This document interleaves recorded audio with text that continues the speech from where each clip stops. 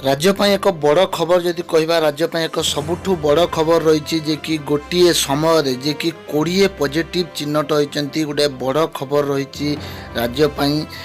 ଗୋଟିଏ ସମୟରେ 20 ପଜିଟିଭ ଚିହ୍ନଟ ହୋଇଛନ୍ତି। ଗଞ୍ଜାମରୁ 17 ଜଣ, ମୟୂରଭଞ୍ଜରୁ 3 ଜଣ। गोटे रही मयूरभंज रे नुआ करी 3 जन आक्रांत चिन्हट होती नुआ करी जिले में देखा देछि कोरोना देखा देछि।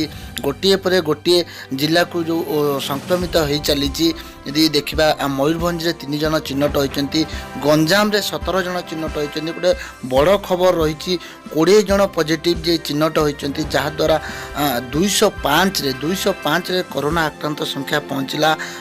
जदि रही गोटे जिनस बड़ जिनस 200 टपी राज्य में 200 टपीगला कोरोना आक्रांत संख्या। वर्तमान गोटे बड़ खबर रही 20 जन कोरोना आक्रांत चिन्हट होती। अन्य पक्ष जदि देखा बर्तमान 142 जन चिकित्सा होता बेले 61 जन भल है। ता भर भी 2 जनकर मृत्युवरण होती। राज्य गोटे बड़ खबर रही आज 20 जन गोटे समय 20 जन कोरोना आक्रांत चिन्हट होती। आज जाए जहाँकि कौन समय नथिला 20 जन कोरोना आक्रांत देखा जाई नथिले, किंतु आज गोटे समय 20 जन कोरोना आक्रांत चिन्हट होती।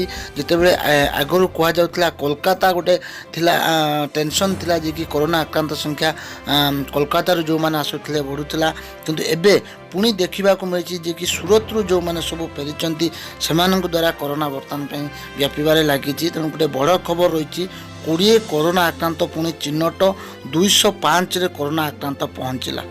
सब्सक्राइब करंतु, लाइक करंतु, शेयर करंतु, कमेंट्स दियंतु। नोटिफिकेशन पाइबा पई बेल आइकन को क्लिक करबा को क्षमा भूलंतु।